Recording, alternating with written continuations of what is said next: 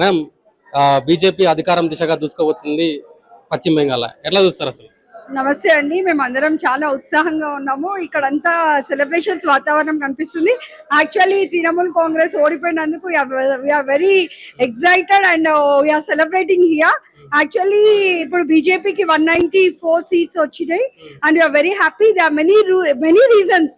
Mamata Banerjee garu last time అంటే గత 15 years నుండి ఆమె రూలింగ్ పీపుల్ చూస్తున్నారు. కొన్ని విషయాల్లో ఆమె అగ్రెసివ్గా ఉంది. బీజేపీ మోడీ గారు దంచుకుంటే ఏదైనా చేస్తారు అన్నదానికి ఇది నిదర్శనం. వెస్ట్ బెంగాల్లో ఆఫ్టర్ 3 terms ఇప్పుడు బీజేపీ రూలింగ్ లో వచ్చిందంటే వీఆర్ ఫీలింగ్ వెరీ హ్యాపీ. ఆ ఫ్యాక్టర్స్ ఏంటంటే ఒకటి కొంచెం అగ్రెసివ్నెస్, ఇంకోటి ఏంటంటే మన హిందూ అది ఆ చెట్టు కట్టేసి దారుణంగా కొట్టి ఆయనకి బంగ్లాదేశ్ లో హిందూని చెట్టుని కట్టి అతని దారుణంగా కొట్టిన అదొక పాయింట్ అండి. ఇంకా మెయిన్ గా అవినీతి ఒకటి, కరప్షన్ ఒకటి, అన్ఎంప్లాయ్మెంట్ ఒకటి. These are all the factors made Mamata Banerjee to lose the seats. మా మీద పడి ఎడవడం కంటే వాళ్ళకి గెలవడం చేత కాలేదని చెప్పొచ్చు. ఈ రోజు వెస్ట్ బెంగాల్ లో ఆఫ్టర్ 3 terms అంటే ఇట్స్ రియల్లీ 15 years రూలింగ్ కి ప్రజలందరూ బై బై చెప్పారు. మోడీజీ జిందాబాద్, జై బీజేపీ, భారత్ మాతాకి జై. ముఖ్యంగా ఆ రోహింగ్యాల సమస్య అనేది పశ్చిమ బెంగాల్ అధికంగా ఉంది. సో బంగ్లాదేశీయులు అక్రమంగా చొరబాటుకు గురై పశ్చిమ బెంగాల్లో స్థిరపడ్డారని చెప్పేసి పెద్ద ఎత్తున వార్తలు వస్తున్నాయి. సో ఏం చెప్తారు? ఈ రోహింగ్యా కంట్రోల్ చేయాలంటే మా మోడీ గారు రావాలి, మా బీజేపీ రావాలండి. అది మమతా బెనర్జీతో కాదు. వై? బికాస్ కొన్ని విషయాల్లో ఆమె అగ్రెసివ్నెస్ తగ్గించుకోవాలి, తొందరపాటు తగ్గించుకోవాలి, కొంచెం ఆలోచించి నిర్ణయాలు తీసుకుంటే బాగుంటది. అది పాసిబుల్ ఓన్లీ బీజేపీ లీడర్స్ అవుతుంది. ఇప్పుడు అది పాసిబుల్. ప్రజలందరికీ అవగాహన వచ్చేసిందండి. బీజేపీ రావాలి, మోడీ గవర్నమెంట్ రావాలి, కమలం వికసించాలి అని వాళ్ళు అనుకున్నారు కాబట్టి ఈ రోజు మేము గెలిచినాం. సార్, పశ్చిమ బెంగాల్లో అధికారం దిశగా బీజేపీ దూసుకుపోతున్న పరిస్థితి కనిపిస్తుంది. సో ఏంటి టీఎంసీ ఓడిపోవడానికి ప్రధాన కారణాలు ఏమని చెప్పుకోవచ్చు? ముందుగా భారత్ మాతాకి జై. ఒక యుగ పురుషుణ్ణి ఆ భారత మాత భారతదేశానికి ఇచ్చింది. అదే కారణం ఈరోజు పశ్చిమ బెంగాల్ ఓటర్లందరికీ కూడా నమస్కారం చేస్తూ తెలియజేస్తున్నాను, మీకు సెల్యూట్. భారతదేశంలో హిందూ దేశం కావడానికి ఈరోజు మీ నుంచి మొదలవుతుంది, మొత్తం కాషాయమయమైపోతుంది. భారతదేశం అంటే కాషాయమయం, భారతదేశం అంటే హిందూ దేశం. భారతీయులందరూ హిందువులు. సోకాల్డ్ సెక్యులరిస్టులారా, మీరొక్కసారి గమనించండి, మీరేం మాట్లాడుతున్నారో నిమరేసుకోండి. భారతదేశంలో కాషాయమయం చేయడానికి యుగ పురుషుడు వచ్చాడు. ఆయనే నరేంద్ర దామోదర్ దాస్ మోదీ. మోదీ అంటే భారతదేశం. ప్రపంచ దేశాల్లో ఇవాళ మోదీ అంటే ఎవరో తెలియని వాళ్ళు లేరు. మనం ఇక్కడ ఉన్న గర్కా మురిగి దాల్ బరాబర్ అంటాం కదా, ఆ విధంగా మీరు ఆలోచిస్తున్నారు. అది కాదు. ఈ రోజు దించిండంటే బుల్లెట్ దిగాల్సిందే. దీని మీద కాన్సన్ట్రేట్ చేసినాం. గత 15 సంవత్సరాలుగా మేం పోరాడుతున్నాం. న్యాయబద్ధంగా, ధర్మబద్ధంగా, ప్రజాస్వామ్యబద్ధంగా పోరాటం చేస్తున్నాం. పశ్చిమ బెంగాల్లో కాషాయమయం కావాలి. దేశ ద్రోహులకు ఏదైతే పార్టీలు కొమ్ము కాస్తున్నాయో, ఇతర దేశాల నుంచి వచ్చిన వాళ్ళను రాజకీయంగా మా పార్టీని ఎదుర్కోలేక వాళ్ళ సహాయ సహకారాలు తీసుకొని ఏదైతే వాళ్లకు సిటిజన్షిప్స్ ఇచ్చి మీరు ఏదైతే ఎంకరేజ్ చేస్తున్నారో, ఈ రోజు పశ్చిమ బెంగాల్ ప్రజలు మీకు చెంపపెట్టులాగా జవాబిస్తూ భారతీయ జనతా పార్టీ అత్యున్నత స్థానంలో చూస్తున్నారు. మీ దేశమంతా చూస్తుంది. ఈ రోజు పుదుచ్చేరిలో అదే విధంగా ఇంకో రాష్ట్రమైనటువంటి అస్సాంలో కూడా మూడోసారి రావటం ఇది హర్షణీయం. పశ్చిమ బెంగాల్ ముఖ్యంగా మా టార్గెట్ అంతా పశ్చిమ బెంగాల్. ఎందుకంటే అస్సాం మా గుప్పిట్లోనే ఉంది, అదేవిధంగా పుదుచ్చేరి కూడా మా గుప్పిట్లోనే ఉంది.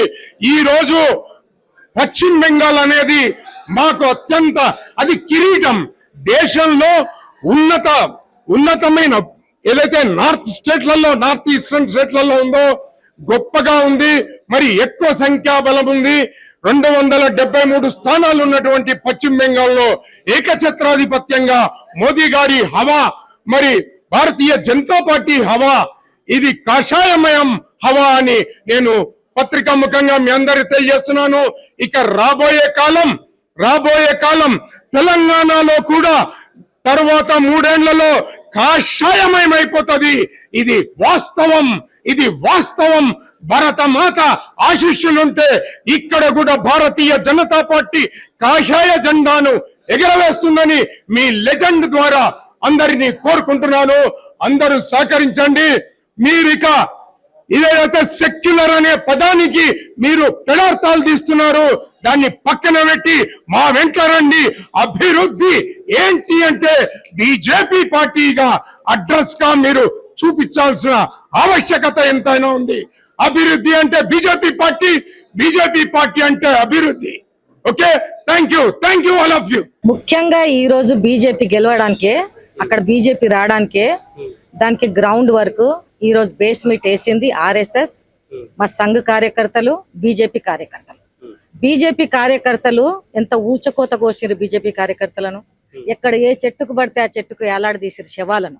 ఆర్ఎస్ఎస్ కార్యకర్తలు ఎక్కడంటే అక్కడ కోసేసారు. ఈ రోహింగ్యాలు వీళ్ళని పెట్టి అంటే భయభ్రాంతులను చేసారు, హిందువులను భయభ్రాంతులను చేసినా గానీ ఆర్ఎస్ఎస్ వాళ్ళు వీళ్ళు భయపడి చాలా మంది హిందువులు పారిపోయారు. కానీ వీళ్ళు మాత్రం పారిపోకుండా ఇంకా ఇంకా ఇంకా పెద్ద ఎత్తున వీళ్ళు ఇంకా అక్కడ సంఘ పెంచారు. అక్కడ వాళ్ళేంటో ఉద్రిక్తత వాతావరణంలో వాళ్ళు పనిచేశారు. కాబట్టి ఈ రోజు గెలుపుకు కారణం ఈ రోజు ఏ ఫౌండేషన్ అయితే వేసిండ్రో మా బీజేపీ కార్యకర్తలకు ఇది సమ్మానం.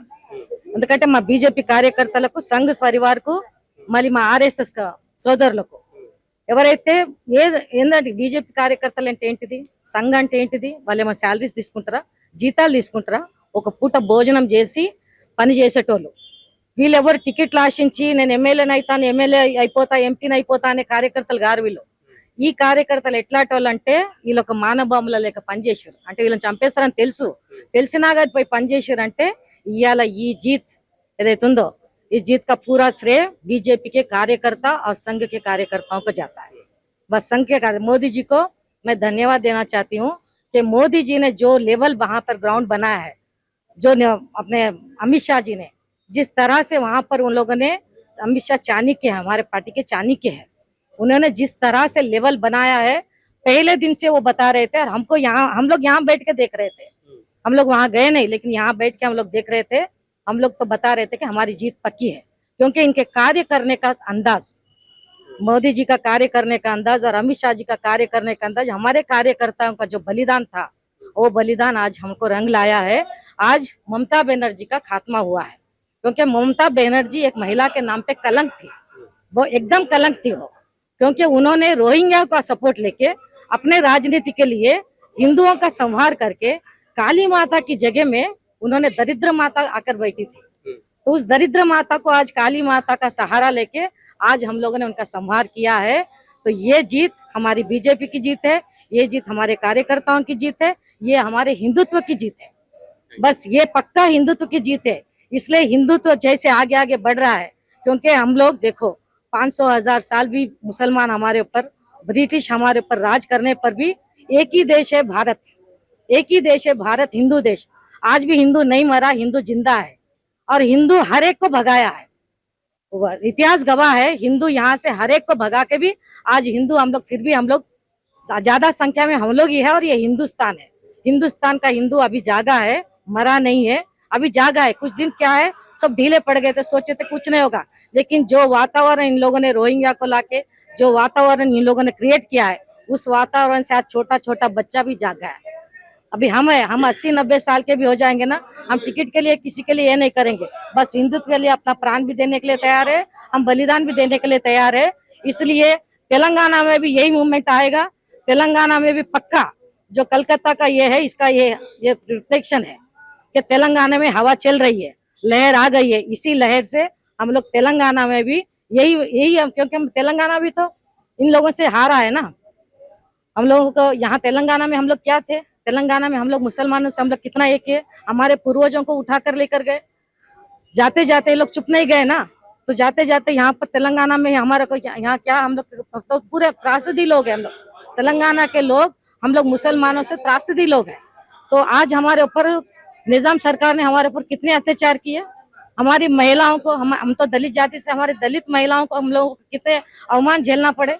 हमारे महिला, मेरे फैमिली से 2 महिलाओं को, मेरे दादाजी की बहन को, मेरे मम्मी के बहन को पाकिस्तान वाले उठाकर लेके गए जब बंटवारा हुआ था। तो मेरे फैमिली से, हम लोग हैदराबादी है, हम लोग यहाँ हैदराबाद में हम लोग उन लोगों से कितना लड़े हैं। हमारे लोगों को चावल के बोरों में छुपा के रखते थे लड़कियों को। ऐसे माहौल से हम लोग आए हैं। तो ये माहौल कब चेंज होगा? क्योंकि हम लोग तब से हम लोग हिंदुत्व की लड़ाई लड़ते आ रहे हैं।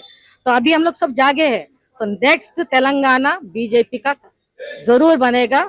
हम बीजेपी का यहाँ पर भी सेम यही स्टाइल से काम करेंगे और मोदी जी यहाँ पर भी प्रचार करेंगे।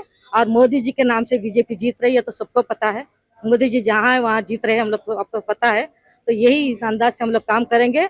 और इसका अभी हम लोग आरएसएस वालों को और बीजेपी कार्यकर्ता जितने लोग भी वहाँ पर शहीद हुए हैं उन सबको हम लोग श्रद्धांजलि देंगे।